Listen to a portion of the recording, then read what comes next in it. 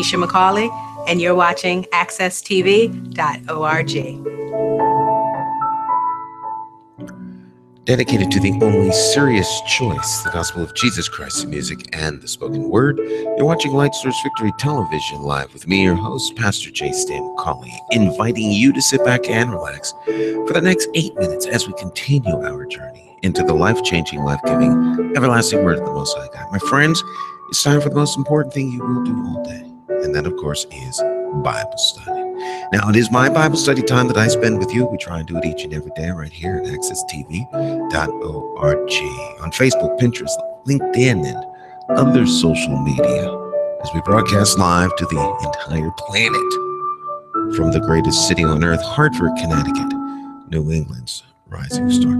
Happy Wednesday. How's it going? All right, got a little more rest than normal. I got about 5 hours of sleep. My normal sleep is I sleep like 4 hours a night. Right, but lately it's been cut down like 3.5 to 3 hours, and I can't make it at that rate. But I got about 5 hours of sleep yesterday or last night, So I did well. I think I went to bed at like 2:30, but then I took a nap before that, so I'm good. All right. Over the shoulder cam is installed. There it is. Crack team was in here hammering, sawing, cutting, installing, doing all kinds of work. And so we're good to go on the over the shoulder cam. All right. If you don't know what I'm talking about, watch yesterday's program when we decided that we actually needed to put it in.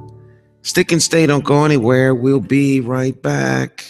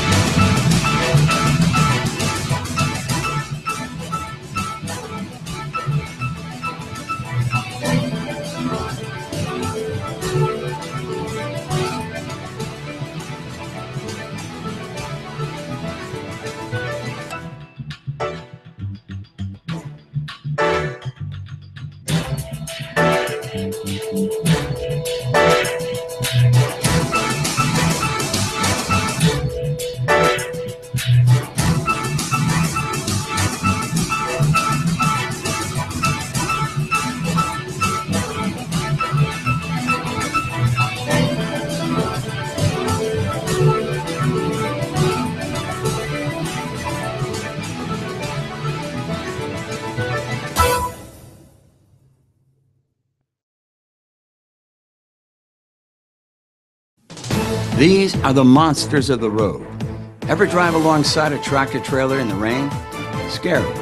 You're hoping they don't change lanes. Now they see you, now they don't. This monster can crush you in an instant.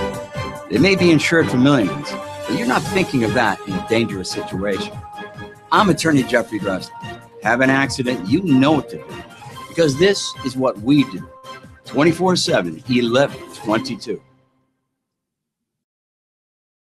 At Hartford Public Schools, we care about one thing above all, the future of our kids. That's why we're dedicated to providing all students with the knowledge and skills needed in the new global culture. Hartford Public Schools is thriving. More student success stories, more world-class facilities, more university and corporate partnerships, more amazing talent coming and staying in Hartford.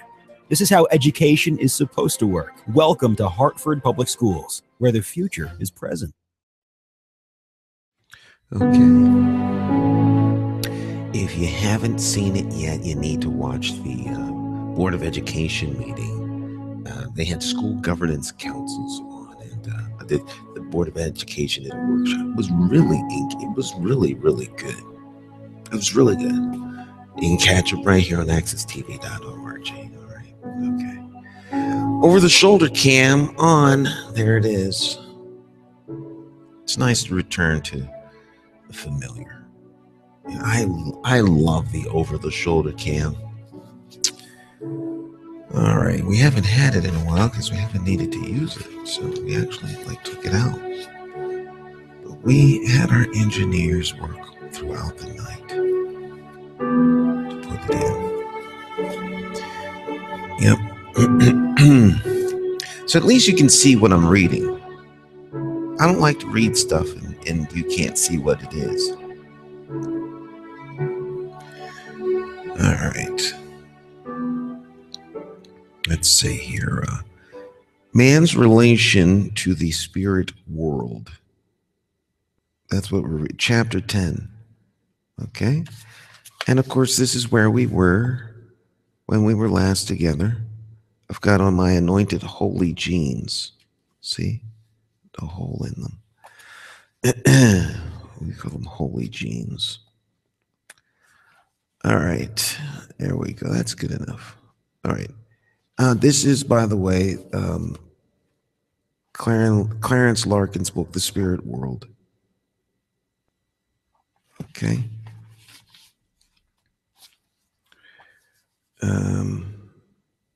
Copyright's 1921. The Spirit World. Now, the general rule of thumb for this is, if I can read this off the monitor, then you can read it off your viewing device. All right. Man in his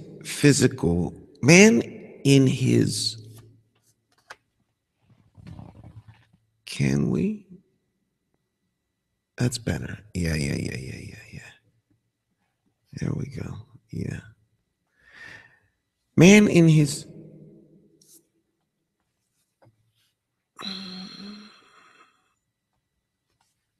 That's better. Okay.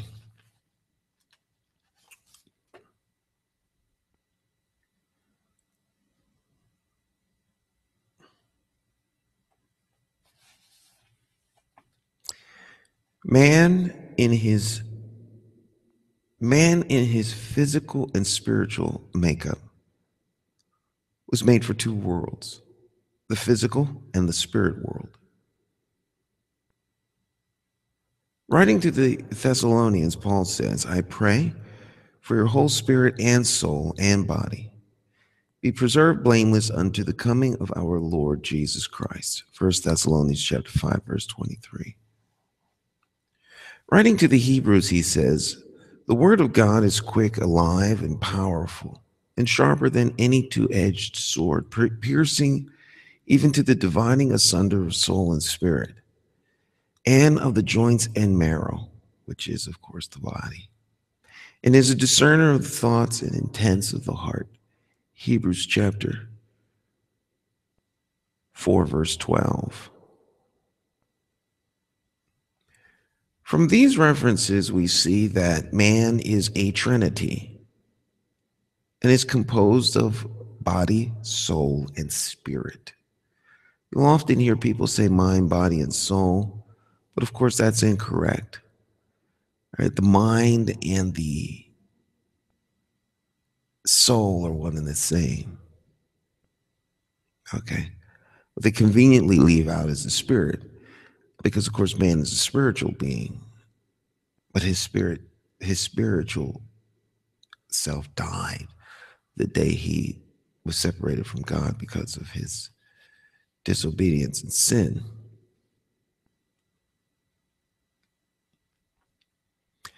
Man was made in the image of God, and God is a trinity. The tabernacle was a tent surrounded by a court, was enclosed by a curtained fence. See diagram of the tabernacle.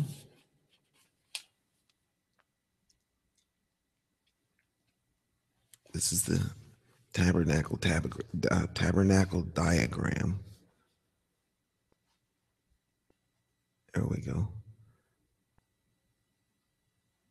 The outer court, the holy place, and the most holy. The outer court represents the body.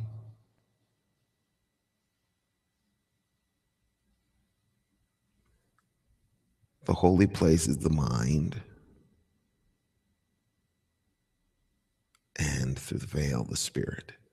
The most holy place where the Ark of the Covenant was. The golden candlesticks, the showbread table, brazen altar. 3 levels, 3 areas, 3 Trinity. All right, so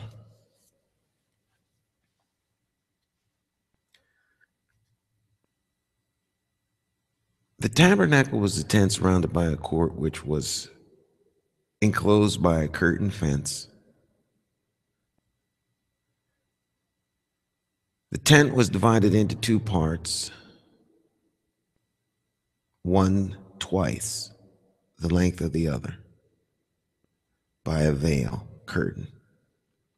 The larger part was entered from without by a curtain doorway and contained the table of showbread, altar of incense, and the 7-branch candlestick. This part was called the holy place.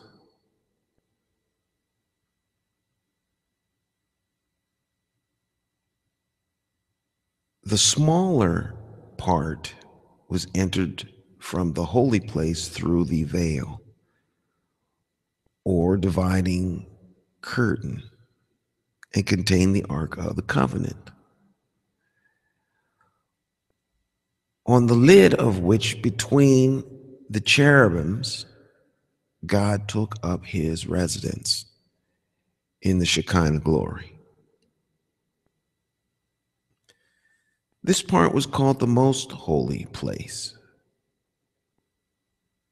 There was no windows in the tabernacle, and the only entrance was through the curtain doorway into, we're reading out of Clarence Larkin's book, The Spirit World, and we're reading chapter 10, man's relation to the spirit world.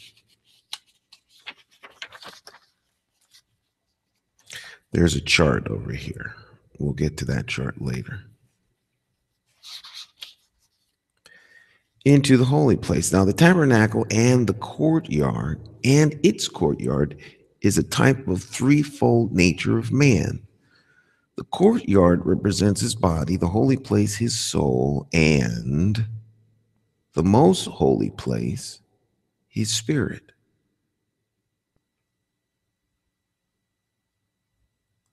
And as there could be no communication between the courtyard and the most holy place, only through the holy place, so there can be no communication between man's body and the spirit, only through his soul.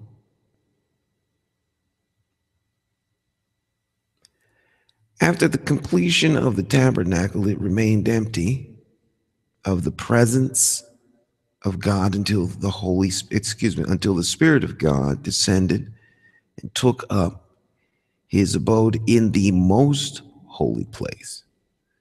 So a man may be complete as to body, soul, and spirit, but his spiritual nature will remain unregenerated until the Holy Spirit enters and takes possession of the spirit compartment of his nature. This happens when new birth takes place. The threefold nature of man is clearly brought out in the diagram. The threefold nature of man. That is this diagram. Said diagram is entitled The Threefold Nature of Man. In this diagram of the threefold nature of man, we see body, soma, soul or the psyche, the spirit or the pneuma. All right. So this here is the spiritual part of your body, if you will. This is the mind. And this here is the flesh. Okay, so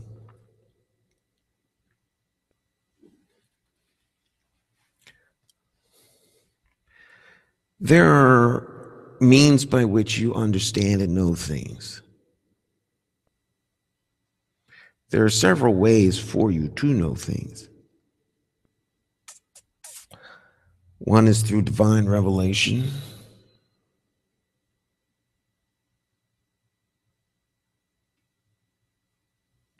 One would be through the sensory realm. Now, the sensory realm is the realm of the flesh. Okay? You have your eyes, your nose, your ears, your mouth. Those, the four major ones are right there in your brain. I mean, they're on your face, real close to the brain. So it doesn't take long, for the information to get from your tongue where you taste things to the brain. It's like right there, your eyes, what you smell, what you hear. All this information is processed by your brain, your mind, as long as it's not damaged through chemicals or pesticides or microwaves or whatever the case may be, or some sort of defect at birth. These things do happen. All right. And then there's the sense of touch. Now, touch is universal as far as your body is concerned. So, you don't just feel on your fingertips. You feel everywhere. Back of your neck, forehead, on your scalp, bottom of your feet. All right.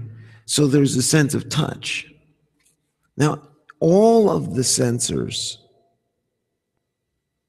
stimulate the body, can bring pleasure or pain. It's just the means by which information is transferred to your brain. You know where you're going because you have, markers that you can recognize. So you have visual markers. If you didn't see, you could have, markers based upon what you hear or perhaps what you smell. Everything has a particular scent. And the scent of others washes up against things, these chemicals, okay? And if your sense of smell was heightened enough, you could smell your way around just as easily as you could see your way around. But your sense of smell isn't like that. Now, dogs have a better sense of smell than obviously people do. They can smell their way around, okay? You could listen. Your hearing can get good enough where you can tell that your proximity to a wall is several feet, 2 feet to about an inch. All right, it depends on how well you hear. Now, if you're robbed of any one of your senses, it makes life very difficult. Okay, if you couldn't see or hear or feel, you would be in bad shape because you'd have to rely on your sense of taste or smell to do anything. Very, very difficult. Very difficult. Okay. All right, so imagine if you're robbed of your spiritual sensors. Okay, so then it'd be just like being robbed of your natural sensors. But how would you know anything? How would you be able to get around? You wouldn't. It'd be extremely difficult. All right. And that's kind of what happened to man when the Spirit of God left him. He was in a vacuum, in a void. It still is until the new birth. Okay? Let's take a look at the sensors that transfer the information that you get from your 5 senses, or what the author here refers to as gates. The eye gate, the nose gate, the ear gate, the mouth gate, and the feel gate. Touch, taste, hearing, smell, and sight. That's how information enters into your body. Every human being is the same. This is the only way you gain information. All right. if you are a Rhodes Scholar and go to school and study, then that information comes to you in a more traditional, structured means by which there's an accumulated knowledge that is archived in books and in the minds of great teachers, and they transfer that information to you through your books, through speeches and lectures, what you hear and you read. Okay, so basically by the hearing and seeing, do you get the information you're necessary to become a Rhodes Scholar? All right, that's how you read a cookbook, a map. Okay, so information comes that way. Every human being is the same. You can't plug something into the back of your brain and get it. At least not yet. They're working on that. Okay, but you gain information from the five senses. Then that information goes to your mind. The mind. Remember, the mind is the realm of the soul. The soul is the mind. There's no such thing as mind, body, and soul. Well, there is such a thing. It's just that you're saying it twice. It's like saying, body, flesh, and mind. Well, body and flesh are one and the same. Or body, carnal, and mind. Okay? So if we speak in spiritual terms, as many of you are used to hearing spiritual terms, many of the church folk out there, church speak, the carnal man, the natural man, and the spiritual man. So the carnal is the realm of the flesh. The natural is the realm of the soul, or once again, the mind. And then, of course, the spiritual is the realm of the spirit. But there are ways in which the mind gains information, processes information that the body delivers. Those are imagination, conscience, memory, reason, and affections. All right? You should set your affections on things above. Reason, memory, conscience, imagination. What do you imagine? Well, you can only imagine what you have what? Seen. All right? It's hard to imagine things you don't see, or at least imagine things from a perspective of what you have seen. All right? So you can only, even if you can imagine something you've never seen, it's based on something that you have seen or a variation thereof. I might imagine a car that can fly that might look like a Corvette, slightly modified, maybe a Porsche 928, or maybe a Volkswagen Beetle, but not as bulbous, not as round. So, but see, all of these things are based on other things. Kind of like an airplane, but not an airplane proper, because it wouldn't have wings like a plane. Maybe if it was more like a bicycle or something. And instead of the wheels being, vertical, they were horizontal and had air lifters on it.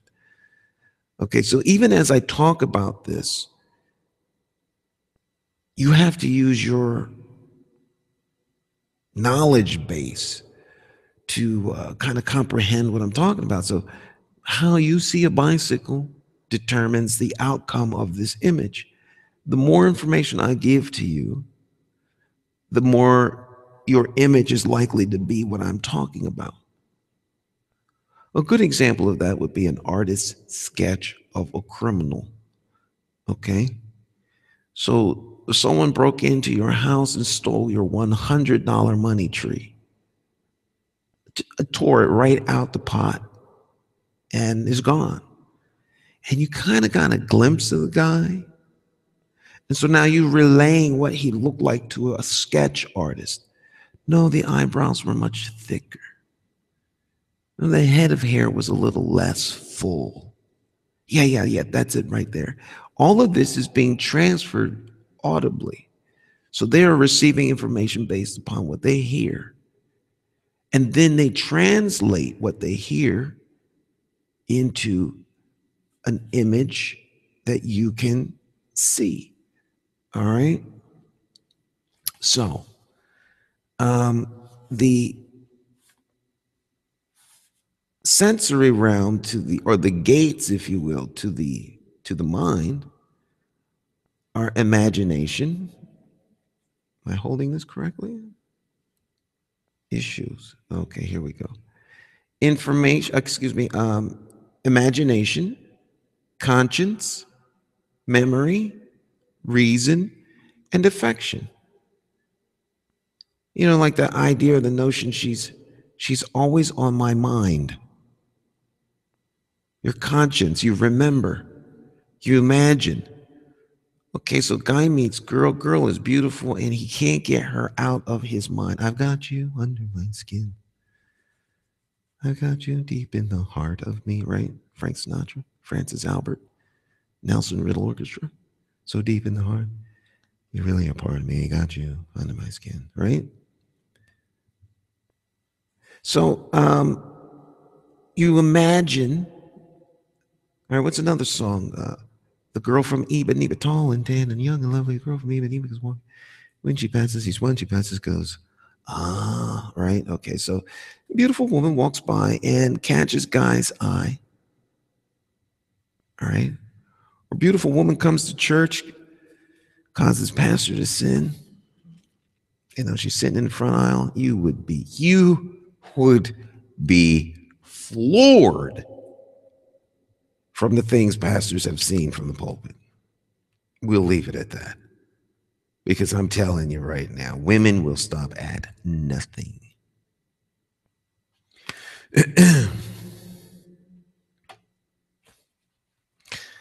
All right.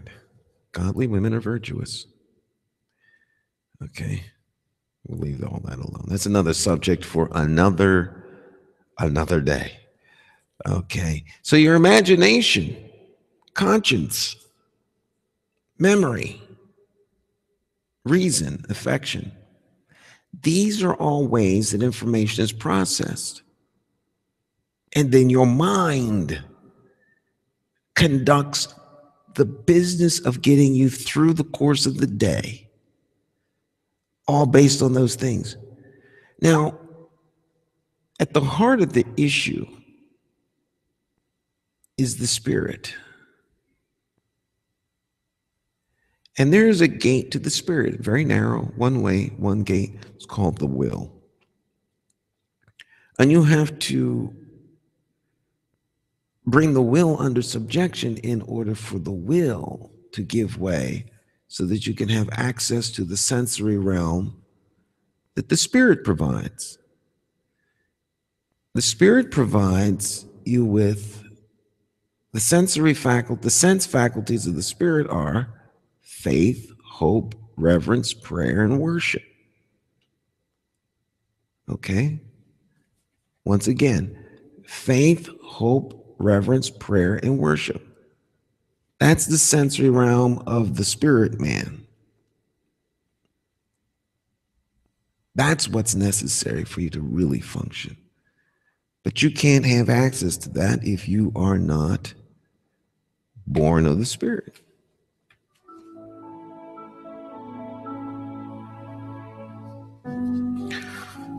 We're out of time.